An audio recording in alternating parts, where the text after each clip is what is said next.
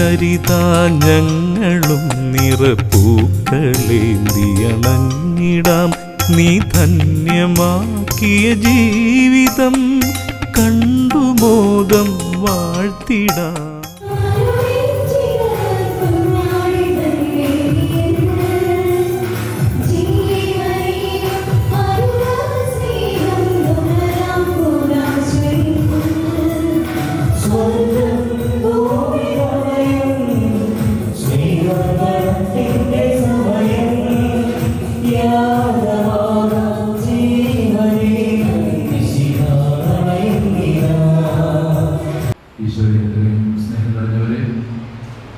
നമുക്ക് വിശുദ്ധ ബലിയർപ്പണത്തിലേക്ക് പ്രവേശിക്കാം. ഈ മണ്ണ് ദേവദാസൻ ജോസഫ് പഞ്ഞിക്കാരനച്ഛനാൽ പൂജ്യമാക്കപ്പെട്ട ഒരു മണ്ണാണ് നമുക്കറിയാം. ഇവിടെയായിരുന്നുകൊണ്ടാണ് നമ്മൾ വിശുദ്ധ ബലിയിൽ പങ്കുചേരുന്നത്. നമസ്തേ സമൂഹത്തിലെ സിസ്റ്റേഴ്സിനെ എല്ലാവരെയും പ്രത്യേകമായിട്ട് സമർപ്പിക്കുന്നു. ഈ വിശുദ്ധ ബലിയിൽ പങ്കെടുക്കുന്ന എല്ലാ വ്യക്തികളെയും പ്രത്യേകമായിട്ട് സമർപ്പിക്കുന്നു. നമുക്ക് പ്രത്യേകമായി ഈ ദിവസം ദൈവത്തിന് നന്ദി പറയുന്ന ദിവസമായി, കൃതജ്ഞതയുടെ ദിവസമായി സമർപ്പിക്കാം.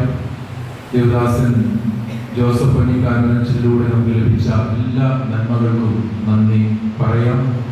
ദൈവത്തിൻ്റെ എല്ലാ അനുഗ്രഹങ്ങളും കൃപകളും യാചിച്ചുകൊണ്ട് വിശുദ്ധ ബലിയിലേക്ക് നമുക്ക് പ്രവേശിക്കാം.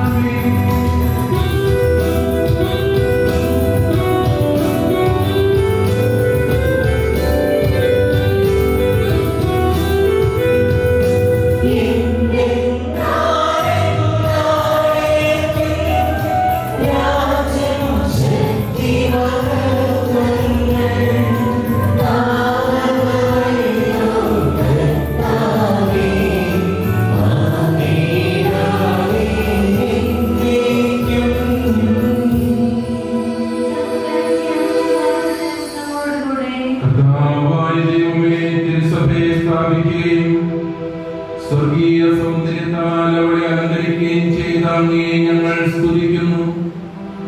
ഉദാശകൾ വഴി സഭയിൽ രക്ഷപ്രദാനം ചെയ്യുവാൻ തിരുമനസ്സായ അങ്ങയുടെ അനന്തകാരണത്തിന് ഞങ്ങൾ നന്ദി പറയുന്നു. സഭയുടെ മഹത്വീകരണം അനുസ്മരിക്കുന്ന ഞങ്ങളെ വിശുദ്ധിയോടെ കുർബാന അർപ്പിക്കുവാനും മാലാഖമാരോട് അങ്ങയെ സ്തുതിക്കുവാനും ശക്തരാക്കണമേ. പിതാവും പുത്രനും പരിശുദ്ധാത്മാവുമായ സർവേശ്വരായ എന്നേക്കും.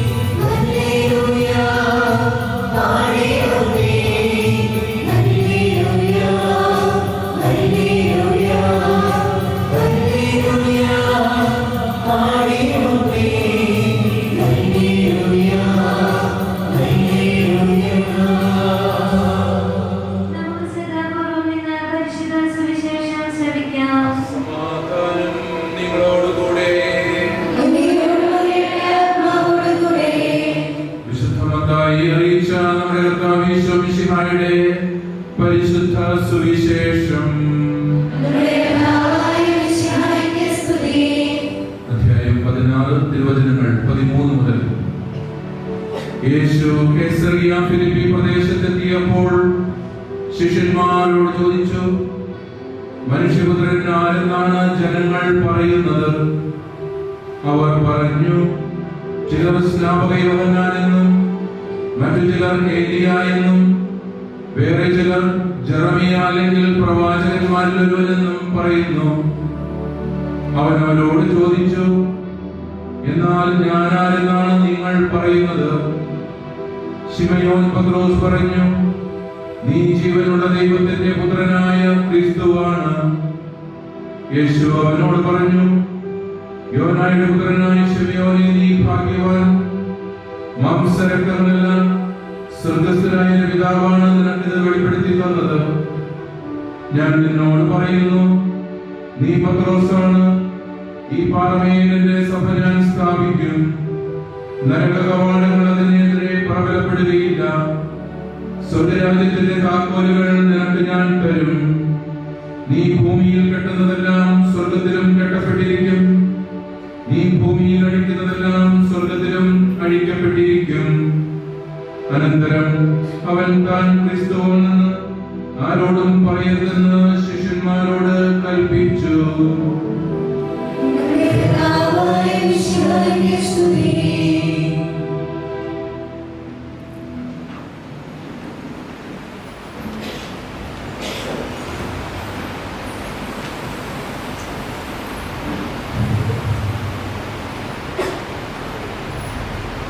യേശുവിൽ ഇത്രയും സ്നേഹം നിറഞ്ഞ വികാരിച്ച ബഹുമാനപ്പെട്ട വൈദികരെ, MSJ കോൺഗ്രിഗേഷന്റെ മേജർ സുപ്പീരിയേഴ്സ്, കോൺഗ്രിഗേഷനിലെ പ്രിയപ്പെട്ട സിസ്റ്റേഴ്സ്, പ്രിയപ്പെട്ട സഹോദരി സഹോദരന്മാരെ, കുഞ്ഞുമക്കളെ, നമ്മളൊരു പുണ്യയാത്രയിലാണ്. ഈ ധർമ്മഗിരി എന്ന മനോഹരമായ ഈ കുന്നിൻ മുകളിൽ ജോസഫ് പഞ്ഞിക്കാരനച്ഛന്റെ ഓർമ്മകൾ അയവിറക്കിക്കൊണ്ട് നമ്മൾ ഈ വിശുദ്ധ ബലിയിൽ പങ്കെടുക്കുമ്പോൾ, തിരുക്കർമ്മങ്ങളിൽ പങ്കെടുക്കുമ്പോൾ നമ്മൾ ഈ പുണ്യയാത്രയിൽ പങ്കുചേരുകയാണ്.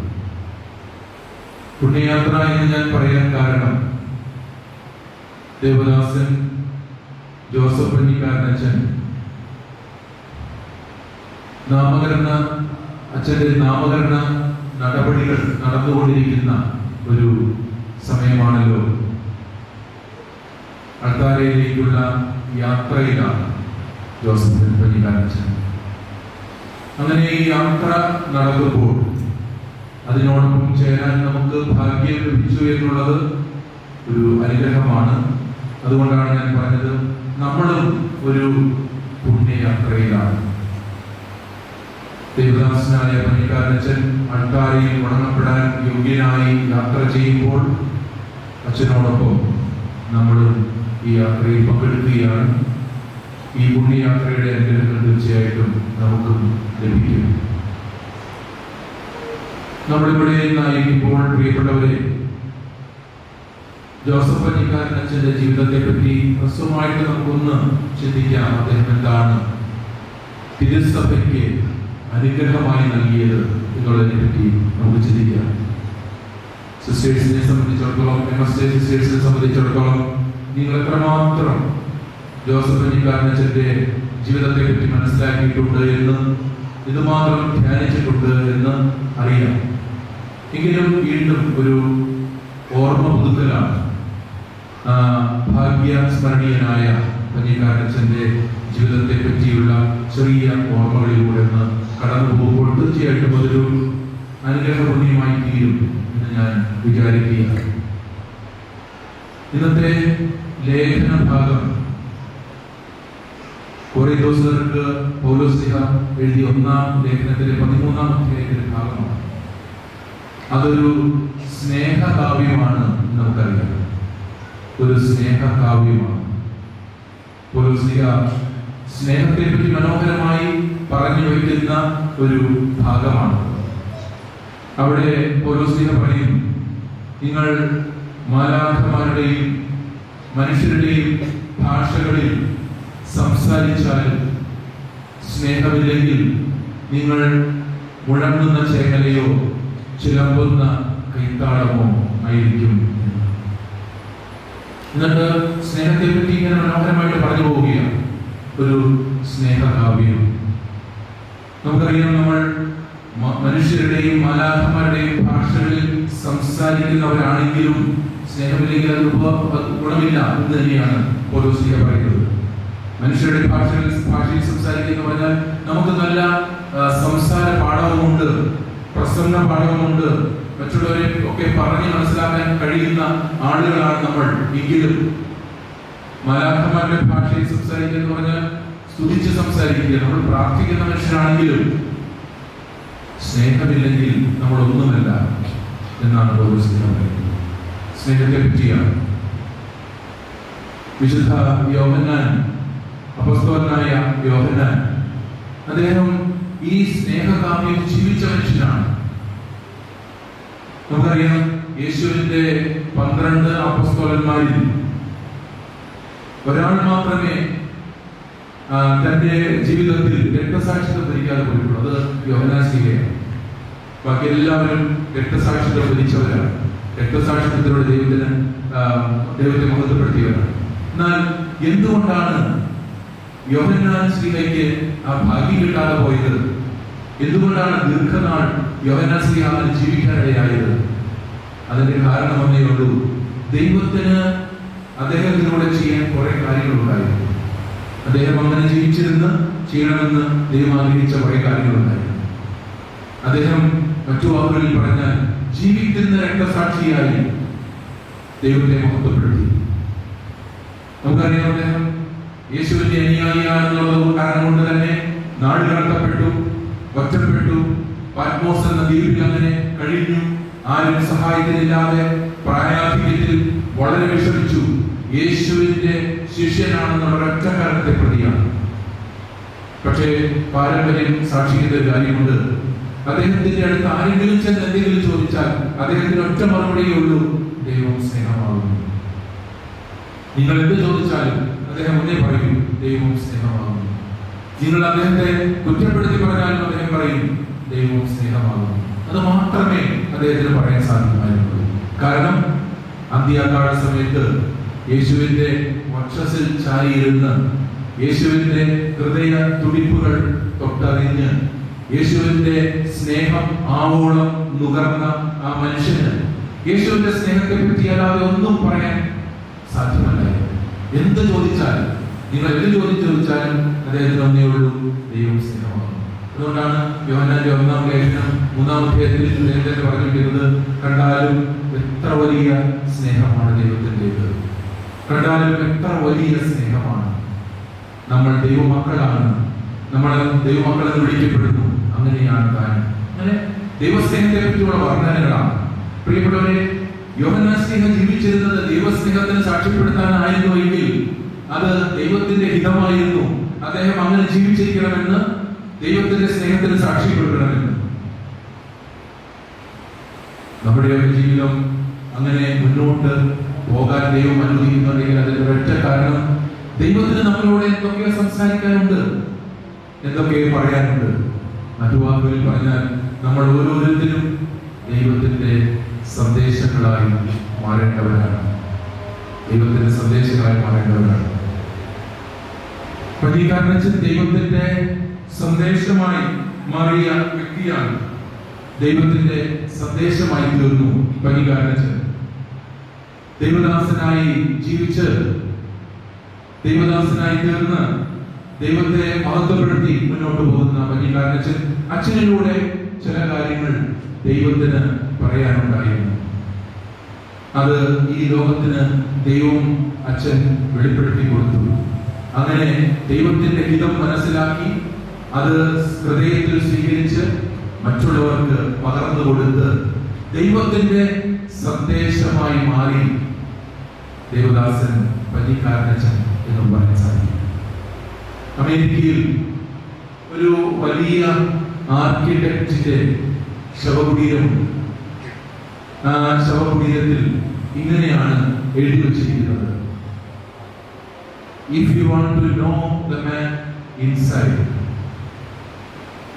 look around and see. If you want to see the man inside, look around and see. അദ്ദേഹം ഒരു ആർക്കിടെക്റ്റാണ്. മനോഹരമായ കെട്ടിടങ്ങൾ ഉണ്ടാക്കിയ മനുഷ്യനാണ്. അദ്ദേഹത്തെ അടക്കം ചെയ്തിരിക്കുന്നത് അവിടെ ആ സിറ്റിയുടെ, അവിടെ മനോഹരമായി അദ്ദേഹം നിർമ്മിച്ച കെട്ടിടങ്ങളുടെ അടുത്തുള്ള ഒരു സെമിത്തേരിയിലാണ്. അതുകൊണ്ടാണ് അങ്ങനെ എഴുതി വെച്ചിരിക്കുന്നത്, if you want to see the man inside, look around and see. നിങ്ങൾക്ക് ഇതിലെ മനുഷ്യനെ കാണണമെങ്കിൽ ഒന്ന് കണ്ണ് ഓടിച്ചു നോക്കിയാൽ മതി, ചുറ്റും നോക്കിയാൽ മതി, നിങ്ങൾ കാണും. പന്നിക്കാരനച്ഛനെ മനസ്സിലാക്കണമെങ്കിൽ നമ്മൾ ഈ പന്നിക്കാരനച്ഛന്റെ ശവകുടീരത്തിൽ പോയി പ്രാർത്ഥിക്കാനായിട്ട് പോകുമ്പോൾ അദ്ദേഹത്തെ മനസ്സിലാക്കണമെങ്കിൽ നമുക്കൊന്ന് ചുറ്റും കണ്ണോടിച്ചാൽ മതി. അദ്ദേഹം ഇവിടെ ചെയ്ത കാര്യങ്ങളൊക്കെ, ഈ ധർമ്മഗിരി എന്ന ഈ പുണ്യസ്ഥലത്ത് ചെയ്ത കാര്യങ്ങൾ പിന്നീട് ഒരുപാട് സ്ഥലങ്ങളിലേക്ക് അത് വ്യാപിച്ചത്, ഈ MSJ സിസ്റ്റേഴ്സിലൂടെ അദ്ദേഹം പ്രവർത്തിച്ച കാര്യങ്ങൾ ഒക്കെ മനസ്സിലാക്കിയാൽ മതി. അദ്ദേഹം ആരിൽ നിന്ന് നമുക്ക് തിരിച്ചറിയാൻ സാധിക്കും. പ്രിയപ്പെട്ടവർ, ഇന്നത്തെ സുവിശേഷ ഭാഗം നമുക്ക് വളരെ സുപരിചിതമായ സുവിശേഷ ഭാഗമാണ്. മത്തായിയുടെ സുവിശേഷം 16-ാം അധ്യായത്തിലെ മനോഹരമായ ഭാഗം.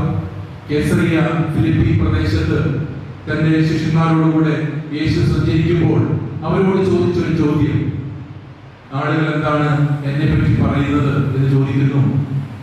അപ്പോൾ അവർ മറുപടി പറയുന്നു, നീ സ്നാപകനാണെന്ന്, ജെറമിയ എന്ന്, ഏലിയ എന്നൊക്കെ പറയുന്നുണ്ട്, പ്രവാചകന്മാരിൽ ഒരാളെന്നൊക്കെ പറയുന്നുണ്ട്. കേസറിയ ഫിലിപ്പി എന്ന് പറയുന്നത് ഒരു വിജാതീയ പട്ടണമാണ്, ഒരുപാട് ദൈവങ്ങളുള്ള പട്ടണമാണ്. ആ പട്ടണത്തിൽ നിന്നുകൊണ്ടാണ് യേശു ചോദിക്കുന്നത് ഈ യഹൂദരായ തന്റെ ശിഷ്യന്മാരോടുമാണ്. ആ ചോദ്യം ചോദിക്കുമ്പോൾ അവർക്ക് വേണമെങ്കിൽ പറയാമായിരുന്നു, നീയും പ്രവാചകന്മാരിൽ ഒരാളാണ് എന്ന് വേണമെങ്കിൽ പറയാം, കാരണം യഹൂദരാണ്. അതല്ലെങ്കിൽ പറയാമായിരുന്നു, അത് വിജാതീയ സ്ഥലമായതുകൊണ്ട് തന്നെ ഒരുപാട് ദൈവങ്ങളുണ്ടല്ലോ, യേശു ഒരുപാട് അത്ഭുതങ്ങളൊക്കെ കാണിക്കുന്നുണ്ട്, അതുകൊണ്ട് നീയും ദൈവങ്ങളിൽ ഒരാളാണ് എന്നും പറയാമായിരുന്നു. പക്ഷേ പത്രോസ് മുന്നോട്ട് വന്ന് നീ ജീവനുള്ള ദൈവത്തിന്റെ പുത്രനായ ക്രിസ്തുവാണ് എന്ന് വലിയ വിശ്വാസ പ്രഖ്യാപനം നടത്തുന്നതാണ് നമ്മൾ കാണുന്നത്. പ്രിയപ്പെട്ടവരെ, ആ കേസറിയ ഫിലിപ്പി എന്ന പ്രദേശത്ത് വിജാതീയ പട്ടണത്തിൽ നിന്നുകൊണ്ട് യേശുവിനെ ഏറ്റുപറയുന്ന പത്രോസിനെയാണ് നമ്മൾ കാണുന്നത്. അങ്ങനെയെങ്കിൽ തന്റെ ജീവിതത്തിൽ യേശുവിനെ മനസ്സിലാക്കി, യേശുവിനെ കണ്ടെത്തി, യേശുവിനെ സ്വന്തമാക്കി, ആ യേശുവിനെ തന്റെ ജീവിതത്തിലൂടെ പ്രഘോഷിച്ച മനുഷ്യനാണ് ജോസഫ് പന്നിക്കാരനച്ഛൻ എന്ന് നമുക്ക് നിസ്സംശയം പറയാൻ സാധിക്കും. ഞാൻ ഈ അടുത്ത നാളുകളിലാണ് പന്നിക്കാരനച്ഛന്റെ ജീവിതത്തെ കൂടുതൽ മനസ്സിലാക്കാനായിട്ട് ഇടയായത്. നിങ്ങളുടെ MSJ സിസ്റ്റേഴ്സ് തന്നെ എഴുതിയിരിക്കുന്ന സിസ്റ്റർ ബെഞ്ചമിൻ ആണെന്ന് തോന്നുന്നു, സിസ്റ്റർ ബെഞ്ചമിൻ എഴുതിയിരിക്കുന്ന ആ പുസ്തകം വായിച്ചപ്പോഴാണ് പന്നിക്കാരനച്ഛന്റെ ജീവിതത്തെ പറ്റി കുറെ മനസ്സിലാക്കാനായി സാധിച്ചത്. വിൻസെൻഷൻ സഭയുമായി അടുത്തൊരു ബന്ധം കൂടിയുണ്ട് എന്നും തിരിച്ചറിയാൻ സാധിച്ചു. കാരണം പന്നിക്കാരനച്ഛൻ 1918 പട്ടം സ്വീകരിച്ചതിന് ശേഷം ഞങ്ങളുടെ മാതൃഭവനമായ വൈദ്യത്തിനടുത്തുള്ള കൊണ്ടകത്ത് താമസിച്ചിരുന്നു എന്നുള്ളത് വിൻസെൻഷൻ സഭയുമായിട്ടുള്ള ഒരു അനിതര സാധാരണമായ ബന്ധമായി കാണുകയും ചെയ്യുകയാണ്. അപ്പോൾ തീർച്ചയായും ഈ പന്നിക്കാരനച്ഛനും വിൻസെൻഷൻ സഭയുമായിട്ട് ബന്ധമുണ്ട്, പന്നിക്കാരനച്ഛനും MSJ സഭയുമായിട്ടും ബന്ധം, നമ്മുടെ വിൻസെൻഷൻ സഭയും MSJ കോൺഗ്രിഗേഷനുമായിട്ടും ബന്ധമുണ്ട് എന്ന് തിരിച്ചറിയുകയും ചെയ്യുകയാണ് ഈ ദിവസങ്ങൾ. പന്നിക്കാരനച്ഛൻ ജനിച്ചത് ചേർത്തല മുട്ടം എന്ന സ്ഥലത്താണ് എന്ന് എല്ലാവർക്കും അറിയാം. 1888 അദ്ദേഹം ജനിച്ചു. അദ്ദേഹം കുലീനമായ കുടുംബത്തിൽ, പന്നിക്കാരൻ കുടുംബത്തിലാണ് ജനിക്കുന്നത്. എല്ലാ സൗകര്യങ്ങളുമുണ്ട്, സമ്പന്നമായ കുടുംബമാണ്. തന്റെ ജീവിതം പിന്നെ മുന്നോട്ട് പോകുമ്പോൾ ഏത് രീതിയിലും അതിനെ മുന്നോട്ട് നയിക്കാൻ സാധിക്കുന്ന ഒരു സാഹചര്യമായിരുന്നു അദ്ദേഹത്തിനുണ്ടായിരുന്നത്. സമ്പത്തുണ്ട്, സ്ഥാനമാനങ്ങളുണ്ട്, എല്ലാം ഉണ്ട്. അതിന് ഏത് രീതിയിലും ജീവിക്കാം. ഈ ലോകത്തിന്റെ അരൂപിയിൽ നിന്ന് നോക്കുമ്പോൾ അദ്ദേഹത്തിന് ഏത് സ്ഥാനങ്ങൾ വേണമെങ്കിലും എത്തിപ്പിടിക്കാമായിരുന്നു. അദ്ദേഹത്തിന്റെ വിദ്യാഭ്യാസ യോഗ്യത നോക്കുകയാണെങ്കിൽ പോലും അന്നത്തെ കാലത്ത് അദ്ദേഹം ട്രിച്ചിയിൽ പോയിട്ടാണ് ബിരുദം സമ്പാദിക്കുന്നത്. പിന്നീട് മദ്രാസിൽ പോയി ബിരുദാനന്തര ബിരുദം സമ്പാദിക്കുന്നു. അങ്ങനെ ഇരിക്കുമ്പോഴാണ് അദ്ദേഹത്തിന്റെ ജീവിതത്തിൽ വലിയൊരു മാറ്റം ഉണ്ടാകുന്നത്. അദ്ദേഹം ചിന്തിക്കുന്നത് ദൈവത്തിന് വേണ്ടി ജീവിക്കണം. എന്റെ മുമ്പിൽ ഒരുപാട് ചെറുപ്പക്കാർ വേണ്ടിയിട്ടുണ്ട്. അദ്ദേഹത്തിന്റെ ജീവിതത്തിൽ ഇടപെട്ടത്, ദൈവം ഇടപെട്ടത് എങ്ങനെയെന്ന് ഒന്ന് മനസ്സിലാക്കുന്നത്, ചിന്തിക്കുന്നത് നല്ലതാണ്. ഏത് രീതിയിലും ഇന്നത്തെ കാലത്തൊക്കെ പറഞ്ഞാൽ ഏത് അടിച്ചു പൊളിച്ചൊരു ജീവിതവും സാധിക്കുന്ന ഒരു മനുഷ്യൻ, സമ്പത്തും കഴിവും എല്ലാം ഉണ്ട്. പക്ഷേ ദൈവം അദ്ദേഹത്തിന്റെ ജീവിതത്തിൽ ഇടപെട്ടു, അദ്ദേഹത്തിന്റെ ജീവിതത്തെ മാറ്റിമറിച്ചു. മറ്റൊരു വഴിയിലൂടെ നടക്കുവാൻ ദൈവം അദ്ദേഹത്തെ വിളിക്കുകയാണ്. ഒരു വലിയ മാറ്റം സംഭവിക്കുകയാണ്. സാവൂൾ പൗലോസായതുപോലെ വലിയൊരു മാറ്റം അദ്ദേഹത്തിന്റെ ജീവചരിത്രത്തിലൂടെ കടന്നു പോകുമ്പോൾ വികൃതിയായ ഒരു ചെറുപ്പക്കാരൻ, പയ്യൻ എന്നൊക്കെ നമ്മളവിടെ കാണുന്നുണ്ട്. വളരെ വികൃതിയായവൻ. പക്ഷേ അവനെ അത് ദൈവം മാറ്റിമറിച്ചെടുക്കുകയാണ്, മറ്റൊരു മനുഷ്യനായിട്ട് മാറ്റുകയാണ്. പഞ്ഞിക്കാരൻസിന്റെ ആദ്യ പേര് ജോസഫ് എന്നാണ്. ജോസഫ് എന്ന് പറയുന്ന പേര് അത് ഹീബ്രു മൂലത്തിൽ നിന്ന് വരുന്നതാണ്. യോസേഫ് എന്ന് പറയുന്ന ഹീബ്രു മൂലം. ആ ഹീബ്രു മൂലത്തിലെ യോസേഫ് എന്ന് പറയുന്ന വാക്കിന്റെ അർത്ഥം ദൈവം കൂട്ടിച്ചേർക്കുന്നു, യഹോവ കൂട്ടിച്ചേർക്കുന്നു എന്നാണ്. യഹോവ കൂട്ടിച്ചേർക്കുന്നു. എങ്കിൽ ഈ പേരിനെ അന്വർത്ഥമാക്കിക്കൊണ്ട്, ഈ പേരിനെ തന്റെ ജീവിതത്തിൽ അക്ഷരം പ്രതി പ്രാവർത്തികമാക്കിക്കൊണ്ട് ജീവിച്ചു പഞ്ഞിക്കാരൻ എന്ന് പറഞ്ഞു. കാരണം ദൈവം എന്തോ തന്റെ ജീവിതത്തിൽ കൂട്ടിച്ചേർക്കാനുണ്ട് എന്ന് അദ്ദേഹം മനസ്സിലാക്കി. അതുകൊണ്ടാണ് ഈ ലോകത്തിന്റെ വഴികളിലൂടെ പോകാതെ ദൈവം വിളിച്ച മറ്റൊരു വഴിയിലേക്ക് അദ്ദേഹം കടന്നു വരുന്നത്. ഇവിടെ ആയിരിക്കുന്ന ഓരോ വ്യക്തിയുടെയും മനസ്സിലേക്ക് കടന്നു വരേണ്ട ഒരു ചിന്തയാണ്, ദൈവത്തിന് എന്റെ ജീവിതത്തിൽ എന്തോ കൂട്ടിച്ചേർക്കാനുണ്ട്, അല്ലെങ്കിൽ എന്റെ ജീവിതത്തിലൂടെ ഈ ലോകത്തിന് ദൈവത്തിന് എന്തോ കൂട്ടിച്ചേർക്കാനുണ്ട്. അതെന്താണെന്ന് തിരിച്ചറിയുക എന്നുള്ളത് ചെറുപ്പക്കാരായ നിങ്ങളുടെയൊക്കെ മനസ്സിലേക്ക് കടന്നു വരേണ്ടതാണ്. ദൈവത്തിന് എന്താണ് കൂട്ടിച്ചേർക്കാനുള്ളത് എന്ന് തിരിച്ചറിയേണ്ടതാണ്. അദ്ദേഹത്തിന്റെ ജീവിതത്തെ മാറ്റിമറിച്ച കാര്യങ്ങൾ പലതായിരിക്കാം. ആദ്യത്തെ ഒരു കാര്യം എന്ന് പറയുന്നത് അദ്ദേഹത്തിന്റെ പിതാവിന്റെ സ്വാധീനമാണ്. അദ്ദേഹത്തിന്റെ പിതാവ്, അദ്ദേഹം ഒരു പുണ്യവഴിയിലൂടെ സഞ്ചരിച്ച മനുഷ്യനാണ്. ആ മനുഷ്യൻ ചാക്കോച്ചൻ എന്ന പേരുള്ള പഞ്ഞിക്കാരൻ ചാക്കോച്ചൻ, അദ്ദേഹം ഒരുപാട് സ്വാധീനിച്ചിട്ടുണ്ട്. പ്രിയപ്പെട്ടവരെ, ആ ജീവചരിത്രത്തിലൂടെ കടന്നു പോകുമ്പോൾ നമ്മളൊരു കാര്യം തിരിച്ചറിയും, ഒരു അപ്പന് തന്റെ മക്കളെ വിശുദ്ധരാക്കാൻ പറ്റും, ഒരമ്മയ്ക്ക് തന്റെ മക്കളെ വിശുദ്ധരാക്കാൻ പറ്റും. ആ പിതാവ് എഴുതിയ കത്തിൽ, മകൻ എഴുതിയ കത്തുകളിൽ ചിലത് വളരെ പ്രചോദനാത്മകമാണ്. അതിൽ ജീവചരിത്രത്തിൽ ഞാൻ വായിച്ചൊരു കാര്യം, മകന് ഈ പഞ്ഞിക്കാരൻ അച്ഛൻ ചെറുപ്പത്തിൽ കോളേജിൽ പഠിച്ചുകൊണ്ടിരിക്കുന്ന കാലത്ത് മകന് ഈ അപ്പൻ എഴുതുകയാണ്. ഇങ്ങനെയാണ് അതിൽ കത്തിലെ ഒരു ഭാഗം: എന്റെ മകനെ, നീ ഒരിക്കലും മനസ്സറിഞ്ഞ് ഒരല്പപാപം പോലും ചെയ്യാൻ ഇടയാകാതിരിക്കട്ടെ. അമലോത്ഭവ മാതാവിനോട് ദിനം പ്രതി സഹായം അപേക്ഷിച്ചു കൊണ്ടിരിക്കണം. മകനെ എന്ന് വിളിച്ചുകൊണ്ട് നീ മനസ്സറിഞ്ഞ് ഒരല്പപാപം പോലും, ചെറിയ പാപം പോലും ചെയ്യാൻ ഇടയാകരുത്. ആ അപ്പൻ മകൻ എഴുതുകയാണ്. അങ്ങനെ എത്രയോ കത്തുകൾ, ആ അപ്പന്റെ എത്രയോ സ്നേഹനിർഭരമായ ഉപദേശങ്ങൾ, നിർദ്ദേശങ്ങൾ, അതൊക്കെ അവരുടെ ജീവിതത്തെ മാറ്റിമറിച്ചിട്ടുണ്ട്. എന്നതുകൊണ്ടാണ് പറഞ്ഞത്, ഒരപ്പന് ഒരമ്മയ്ക്ക് മക്കളെ വിശുദ്ധരാക്കാൻ സാധിക്കും.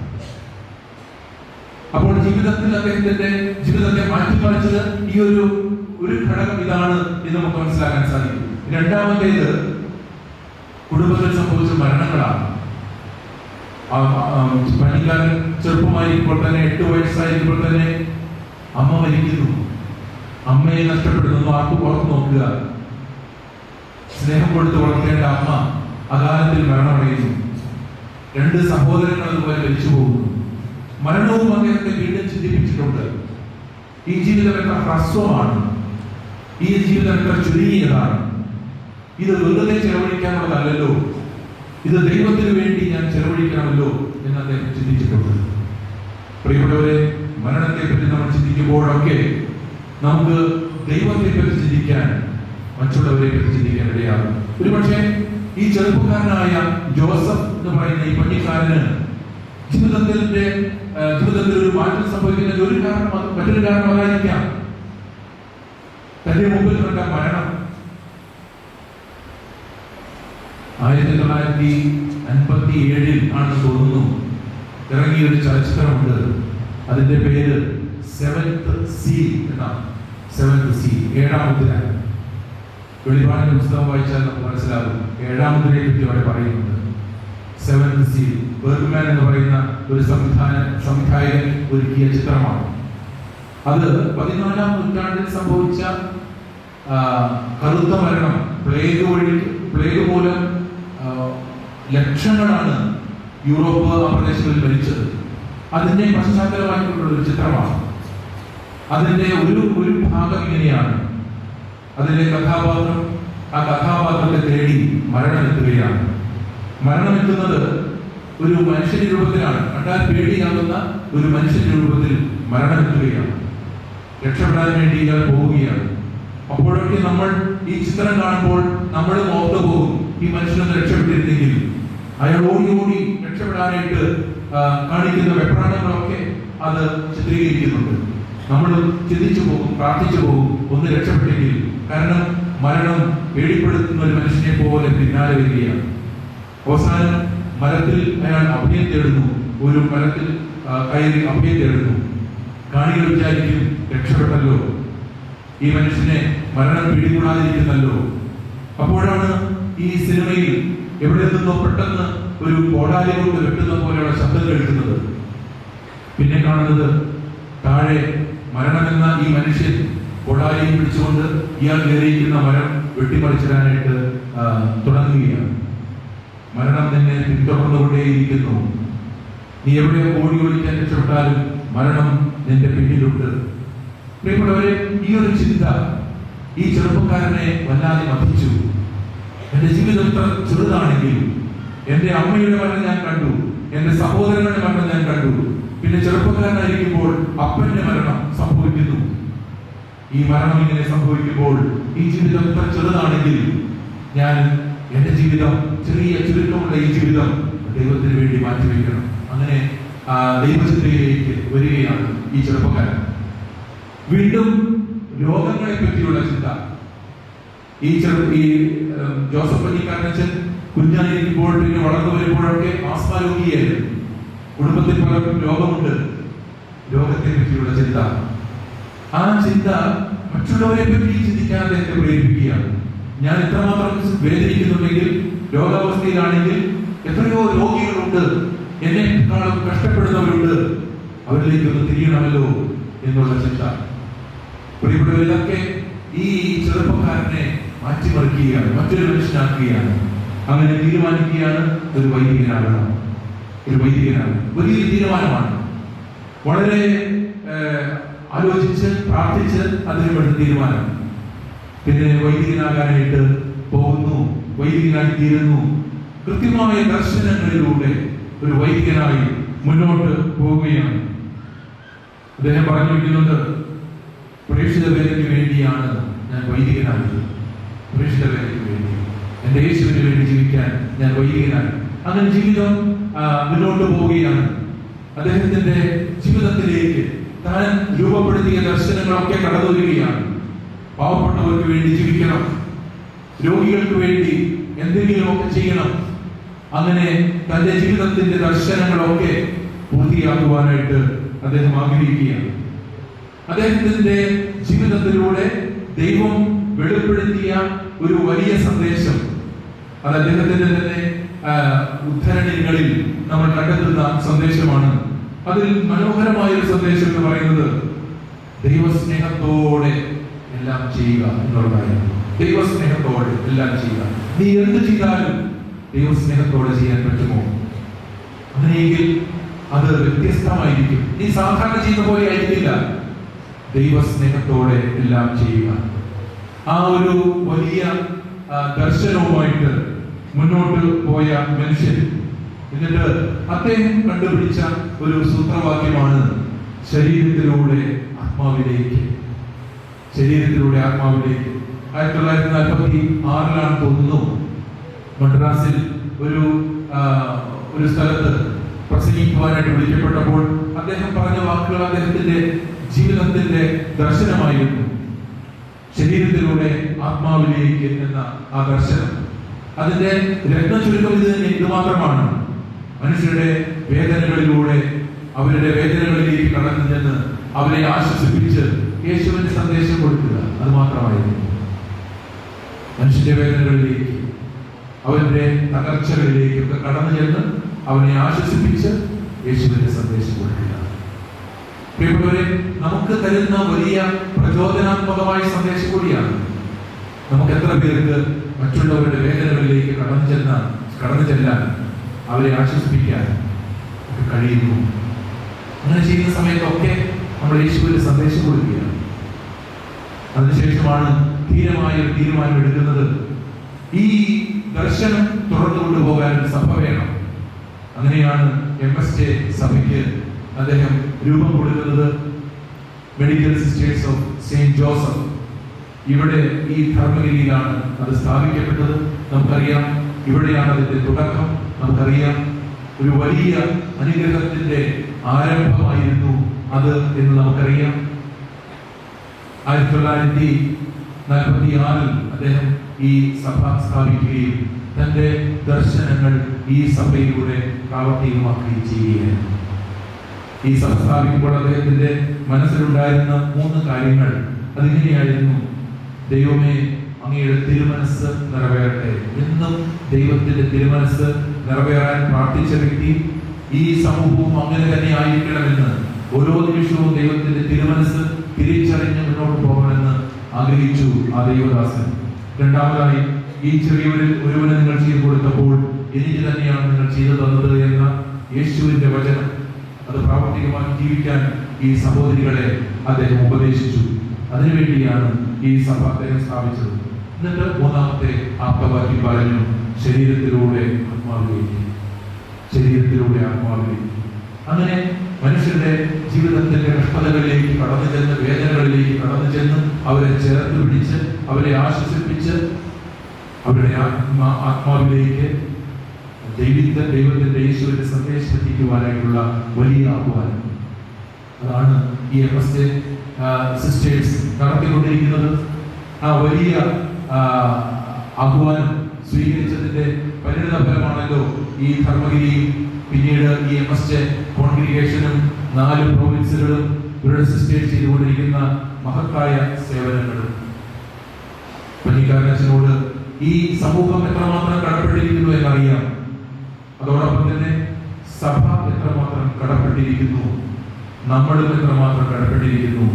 അത്രമാത്രം വലിയൊരു പ്രചോദനമാണ് അദ്ദേഹം നമുക്കെല്ലാവർക്കും നൽകിയത്.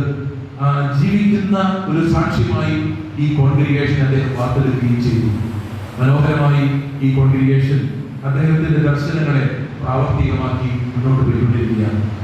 പ്രിയപ്പെട്ടവരെ, നമുക്ക് ഈ വലിയ ദൈവദാസൻ നമുക്ക് നൽകിയ ആത്മീയ പ്രചോദനങ്ങളെ നമ്മുടെ ജീവിതത്തിലേക്ക് എടുത്തു വയ്ക്കാം.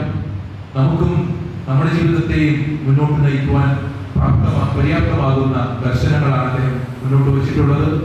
അദ്ദേഹത്തെ ഓർത്ത് നമുക്ക് ദൈവത്തിന് നന്ദി പറയാം. അതോടൊപ്പം തന്നെ അദ്ദേഹം സ്ഥാപിച്ച ഈ MSJ കോൺഗ്രിഗേഷനെ സമർപ്പിച്ചുകൊണ്ട്, അവരുടെ സമൂഹത്തിലെ സിസ്റ്റേഴ്സിനെ സമർപ്പിച്ചുകൊണ്ട്, അവർ ചെയ്തുകൊണ്ടിരിക്കുന്ന സേവനങ്ങളെ സമർപ്പിച്ചുകൊണ്ട് നമുക്ക് ദൈവത്തിന് നന്ദി പറയാം. ദൈവം നമ്മെ എല്ലാവരെയും സമർത്ഥമായി അനുഗ്രഹിക്കട്ടെ. പിതാവിന്റെയും പുത്രന്റെയും പരിശുദ്ധാത്മാവിന്റെയും നാമത്തിൽ ആമേൻ.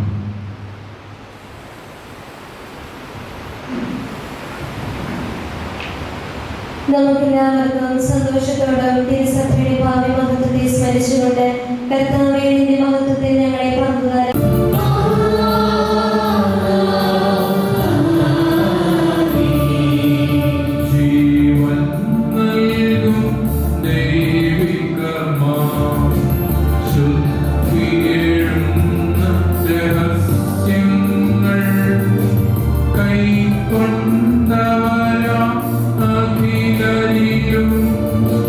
ദൈവം വരദിന ചൊരിയ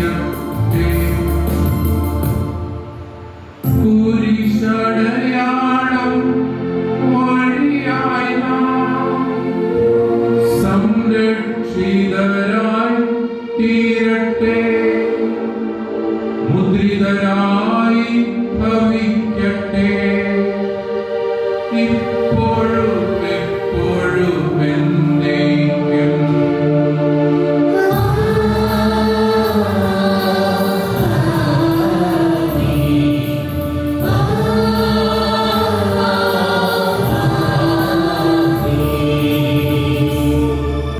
ദേവദാസന്മാർ വികാരത്തിലെ മാധ്യസ്ഥം യാചിച്ചുകൊണ്ട് നാമകരണത്തിനുള്ള ജപം നമുക്ക് ഒരുമിച്ച് ചെല്ലാം. വിശുദ്ധരിൽ സംപ്രീതനായ ദൈവമേ, ദൈവസ്നേഹത്തിലെയും പരസ്നേഹത്തിലെയും പുതിയ പ്രമാണം ഞങ്ങളെ പഠിപ്പിച്ച ഈശോ മിശിഹായെ അനുകരിച്ച് അങ്ങേ മഹത്വത്തിലും അങ്ങേയർക്കും അങ്ങേ ദിവ്യസ്നേഹം പകർന്നു കൊടുക്കുന്നതിനും വേണ്ടി ജീവിതകാലം മുഴുവൻ ചെലവഴിച്ച ജോസഫ് പള്ളിക്കാരനെ ഓർത്ത് അങ്ങേക്ക് ഞങ്ങൾ നന്ദി പറയുന്നു. എന്റെ ഏറ്റവും സഹോദരൻ ഒരിക്കൽ നിങ്ങൾക്ക് ചെയ്തു കൊടുത്തപ്പോൾ എനിക്ക് തന്നെയാണ് ചെയ്തു തന്നത്. എന്നാൽ ഈശോ മിശിഹായുടെ തിരുവചനത്തിൽ നിന്നും ചൈതന്യം സ്വീകരിച്ചുകൊണ്ട് അനേകരുടെ ശാരീരിക സൗഖ്യത്തിനും ആത്മരക്ഷയ്ക്കും വേണ്ടി താഴ്മയോടെ ശുശ്രൂഷ ചെയ്യുന്ന ബഹുമാനപ്പെട്ട അച്ഛനെ വിശുദ്ധരുടെ ഗണത്തിൽ ചേർക്കണമേ. അച്ഛനിൽ അടങ്ങിയിരുന്ന ദൈവത്തിനുള്ള വിധേയത്വവും വിനീതമായ അനുസരണവും അഗാധമായ എളിമയും ദൈവപരിപാലനയുള്ള ആശ്രയവും പ്രേക്ഷിത തീക്ഷ്ണതയും രോഗികളോടും ദരിദ്രരോടുമുള്ള കരുണാമൃത സ്നേഹവും ഞങ്ങളിൽ വളർന്നു വരുവാൻ കൃപ ചെയ്യണമേ. ജീവിതകാലത്ത് അനേകർക്ക് ആശ്രയവും ആലംബവുമായിരുന്ന അച്ഛന്റെ ജീവിത വിശുദ്ധിയും അനേകമുള്ള ശക്തിയും ഏവരും അറിയുവാൻ വേണ്ടി ഞങ്ങൾ അപേക്ഷിക്കുന്നതും ആവശ്യമായിരിക്കുന്നതുമായ മൗനമായി നമ്മുടെ വ്യക്തിപരമായ നിയോഗങ്ങൾ തിരുമുൻപിൽ സമർപ്പിക്കാം. പള്ളിക്കാരനെ മാധ്യസ്ഥം വഴിയായി ഞങ്ങൾക്ക് നൽകണമേ. പിതാവും പുത്രനും പരിശുദ്ധാത്മാവുമായ സർവ്വേശ്വരാ എന്നേക്കും ആമേൻ.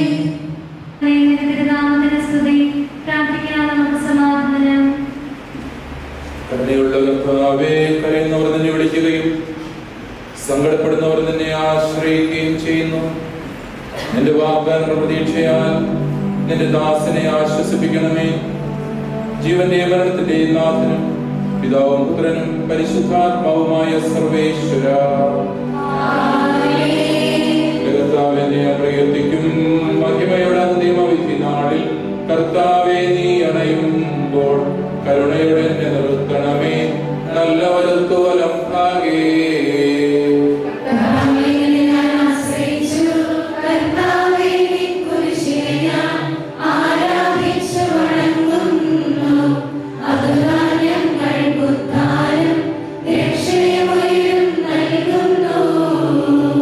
ആകാശവും ഭൂമി നിന്റേതാകുന്നു.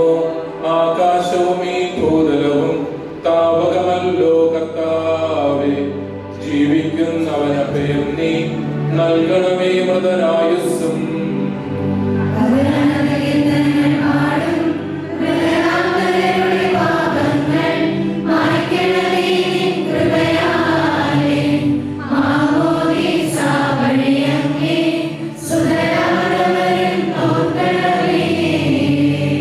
സന്തോഷത്തിൽ അവർ ആനന്ദിക്കും. കർത്താവേ, നിൻ ശോണിതവും ദിവ്യശരീരവും അറിവോടെ ഉൾക്കൊണ്ടവരാം നിൻ സുതരെ നിത്യവിരുന്നിൽ ചേർക്കണമേ.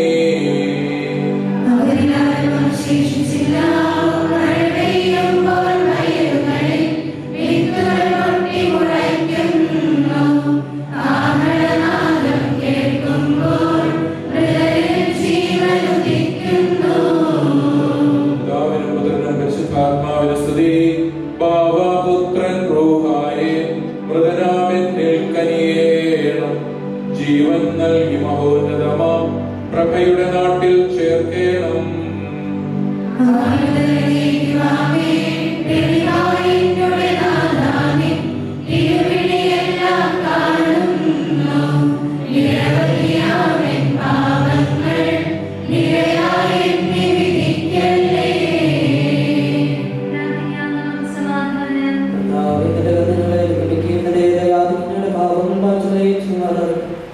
മകനീയമായ നേതൃത്വത്തിന് ചെയ്യുമാറാകട്ടെ. ജീവന്റെ വലത്തിന്റെ നാഥനും പിതാവും പുത്രനും പരിശുദ്ധാത്മാവുമായ സർവേശ്വര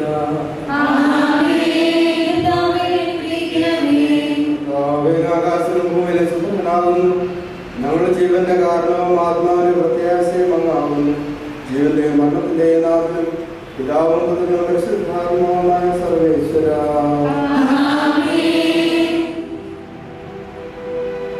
കൈക്കൊള്ളണമേ ഹൃദയംഗമമാം വിശ്വാസമോടെ ദാസൻ ചെയ്യും ബലിയനാഥ തിരുസന്നിധിയിൽ.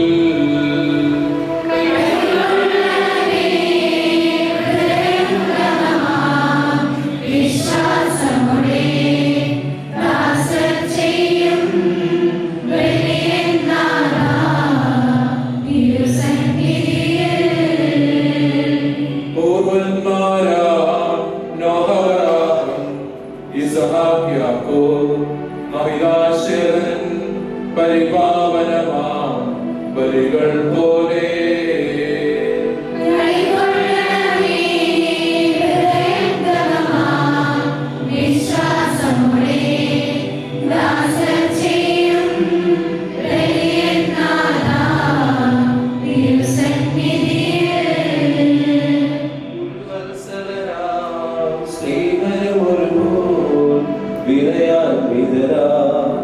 തവ സന്നിധിയിൽ ചെയ്തൊരു നവപോൽ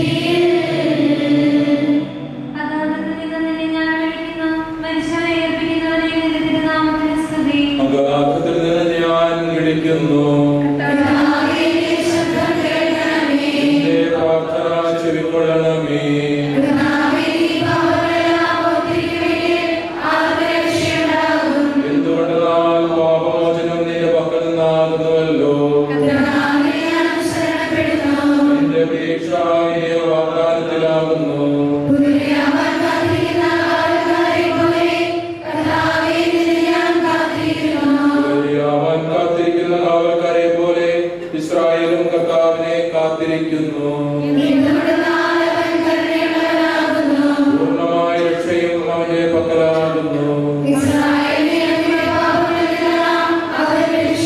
പിതാവിനും പുത്രനും പരിശുദ്ധാത്മാവിനും സ്തുതി.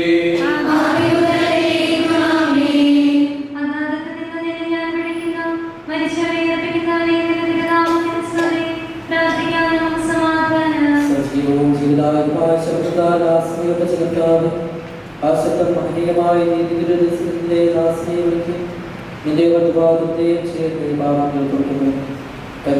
തീരുമാനമായ ജീവദേവന്റെ നാഥനും പിതാവും പുത്രനും പരിശുദ്ധാത്മാവുമായ സർവേശ്വര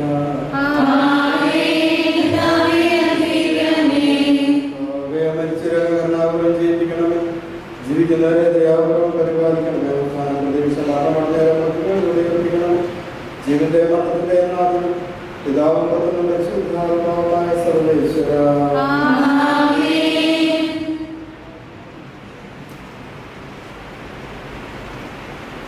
സകലത്തിന്റെയും നാഥനും ദൈവമായ മിശിഹായേ, നിന്റെ കുരിശിന്റെ അടയാളത്തോടും ദൈവദൂതന്മാരുടെ അകമ്പടിയോടും കൂടെ വാനമേഘങ്ങളിൽ നീ പ്രത്യക്ഷനാവുകയും സ്വർഗരാജ്യത്തിന്റെ വാതിലുകൾ തുറക്കപ്പെടുകയും മരിച്ചവർ അക്ഷയരായി കബറുകൾ ഉയർത്തുകയും ദുഷ്ടജനങ്ങൾ നീതിമാന്മാരിൽ നിന്ന് വേർതിരിക്കപ്പെടുകയും ചെയ്ത വിധി ദിവസത്തിൽ നിന്റെ തിരഞ്ഞെടുക്കപ്പെട്ടവർക്കായി ലോകാരംഭത്തിൽ തന്നെ സജ്ജമാക്കപ്പെട്ടിരിക്കുന്ന സ്വർഗരാജ്യത്തിലേക്ക് ഞങ്ങളുടെ ഈ പ്രിയ വൈദികൻ ദേവദാസൻ ജോസഫ് പഞ്ഞിക്കാനച്ചനെ നീ സ്വീകരിക്കണമേ.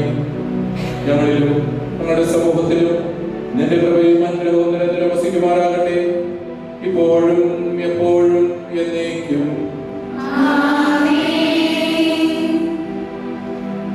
സർവശക്തനായ ദൈവമേ, അങ്ങയെ പ്രസാദിപ്പിച്ച നീതിമാന്മാരോടും വിശുദ്ധരുമായ പിതാക്കന്മാർ ഉറപ്പുള്ള വിശ്വാസത്തോടും കൂടെ അങ്ങേക്ക് സമർപ്പിച്ച ബലികളും കാഴ്ചകളും ഞങ്ങൾ അനുസ്മരിക്കുന്നു. അവരുടെയും അങ്ങേ ശ്രീകന്മാരുടെയും ലോകമെങ്ങുമുള്ള വിശ്വാസികളുടെയും ബലിയർപ്പണത്തോട് യോജിച്ചുകൊണ്ട് ഞങ്ങളുടെ ഈ ചെറിയ നേർച്ചയും ഞങ്ങൾ അങ്ങേക്ക് സമർപ്പിക്കുന്നു. അങ്ങേ അനുസ്മരിച്ചുകൊണ്ട് ഞങ്ങൾ അനുഭവിക്കുവാൻ പോകുന്ന ഈ ഭക്ഷണപാനീയങ്ങളെയും അങ്ങയുടെ പരിപാലനം പ്രതീക്ഷിച്ചിരിക്കുന്ന ഞങ്ങളെയും ആശീർവദിക്കണമേ. പിതാവിന്റെയും പുത്രന്റെയും പരിശുദ്ധാത്മാവിന്റെയും നാമത്തിൽ.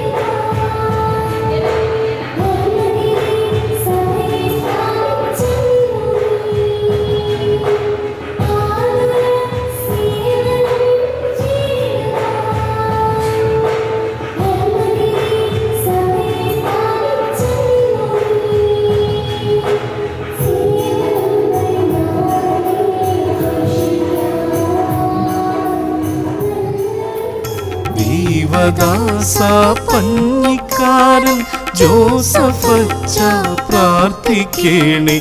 യാചനകൾ ഏറെയുണ്ട്, ചേർത്തു ഞങ്ങളപേക്ഷിക്കുന്നു. യാചനകൾ ഏറെയുണ്ട്, ചേർത്തു ഞങ്ങളപേക്ഷിക്കുന്നു.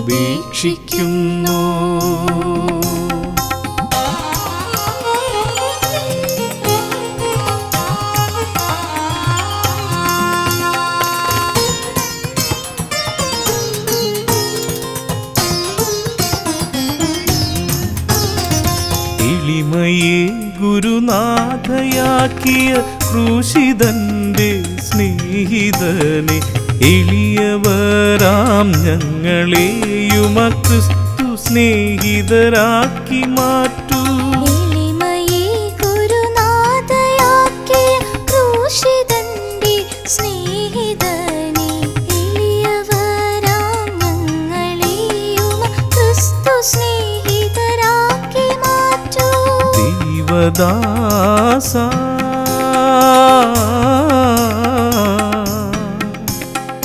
ദേവദാസ പഞ്ഞിക്കാരൻ ജോസഫച്ച പ്രാർത്ഥിക്കേണേ.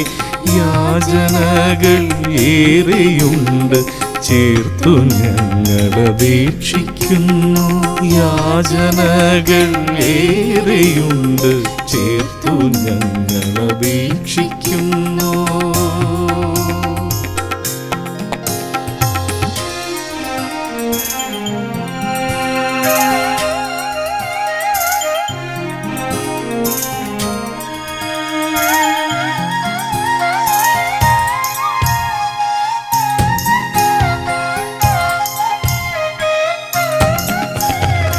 അഗതികളിൽ രോഗികളിൽ വേദനിക്കും യേശുരൂപം അങ്ങ് കണ്ട് കരുണ തൂകി ആത്മരക്ഷാ സ്വന്തം